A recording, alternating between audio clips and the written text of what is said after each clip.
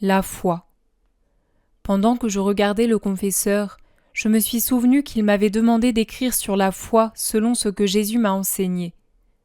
Je songeais à cela quand soudain, le Seigneur m'attira si fortement vers lui que j'ai senti que je quittais mon corps pour me joindre à lui dans la voûte des cieux. Il me dit « La foi, c'est Dieu ». Ces mots émettaient une lumière si intense qu'il m'apparaît impossible de les expliquer. Cependant, je ferai de mon mieux. J'ai compris que la foi, c'est Dieu lui-même. Comme la nourriture matérielle donne vie au corps pour qu'il ne meure pas, la foi donne vie à l'âme. Sans la foi, l'âme est morte. La foi vivifie, sanctifie et spiritualise l'homme. Elle l'aide à garder les yeux fixés sur l'être suprême, de sorte qu'il n'apprenne rien des choses d'ici-bas, si ce n'est à travers Dieu. Oh, le bonheur de l'âme qui vit dans la foi! Son envol se fait toujours vers le ciel. Elle se voit toujours en Dieu. Quand vient l'épreuve, sa foi l'élève vers Dieu et elle se dit « Oh, je serai d'autant plus heureuse et riche au ciel ». Les choses de la terre l'ennuient, elle les déteste et les piétine. L'âme remplie de foi ressemble à une personne riche à millions, possédant de vastes royaumes et à qui quelqu'un voudrait offrir un sou. Que dirait cette personne ? Ne serait-elle pas insultée ? Ne lancerait-elle pas ce sou au visage de la personne qui l'a ainsi interpellée ? Et si ce sou était recouvert de boue comme les choses de ce monde et qu'on voulait seulement le lui prêter ? Alors la personne dirait « Je possède d'immenses richesses et tu oses m'offrir ton misérable sou boueux et de plus pour un temps seulement ?» Elle refuserait l'offre immédiatement. Telle est l'attitude de l'âme de foi en regard des biens de ce monde. Revenons maintenant à l'idée de la nourriture. Quand une personne absorbe de la nourriture, son corps est non seulement sustenté, mais la substance absorbée se transforme en son corps. Ainsi en est-il de l'âme qui vit dans la foi. En se nourrissant de Dieu, elle absorbe la substance de Dieu et en conséquence elle lui ressemble de plus en plus. Elle est transformée en lui. Puisque Dieu est saint, l'âme qui vit dans la foi devient sainte. Puisque Dieu est puissant, l'âme devient puissante. Puisque Dieu est sage, fort et juste, l'âme devient sage, forte et juste.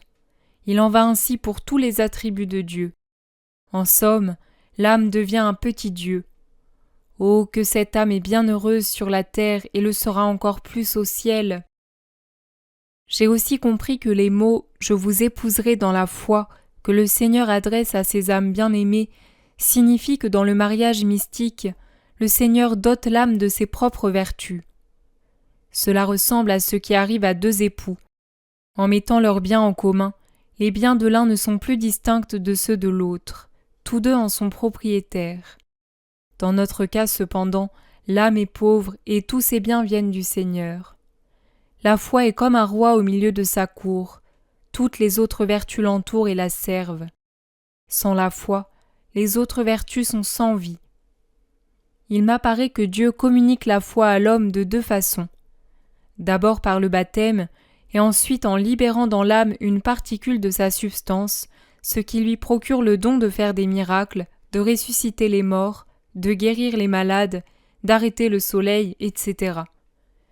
Oh, si le monde avait la foi, la terre serait transformée en un paradis terrestre. Oh, comme est haut et sublime l'envol de l'âme qui s'exerce à la vertu de foi. Elle agit comme ces petits oiseaux timides qui, par crainte des chasseurs ou des pièges, font leur nid au sommet des arbres ou dans des endroits élevés. Quand ils ont faim, ils descendent chercher leur nourriture, puis retournent aussitôt à leur nid. Les plus prudents ne mangent même pas au sol. Pour plus de sûreté, ils transportent leur béquet jusqu'à leur nid où ils avalent leur nourriture. L'âme qui vit de la foi est gênée par les biens de ce monde et par crainte d'y être attirée, elle ne les regarde même pas. Sa demeure est plus haut, au-delà des choses de la terre, plus particulièrement dans les plaies de Jésus-Christ. Au creux de ces saintes plaies, elle gémit, crie, prie et souffre avec son époux Jésus à la vue de la misère où gît l'humanité. Alors que l'âme vit dans les plaies de Jésus, ce dernier lui donne une parcelle de ses vertus pour qu'elle se les approprie. Cependant, même si elle reconnaît ses vertus comme siennes, Elle sait qu'en réalité, elles proviennent du Seigneur. Il arrive à cette âme ce qui advient à une personne qui reçoit un cadeau. Que fait-elle? Elle l'accepte et en devient propriétaire. Mais à chaque fois qu'elle le regarde, elle se dit « Cet objet est à moi, mais c'est telle personne qui me l'a donné. » Ainsi en est-il pour l'âme que le Seigneur transforme en son image en lui communiquant une particule de son être divin. Vu que cette âme déteste le péché, elle a de la compassion pour les autres âmes et prie pour celles qui se dirigent vers le précipice. Elle s'unit à Jésus-Christ et s'offre comme victime afin d'apaiser la justice divine et d'éviter aux créatures les châtiments qu'elles méritent.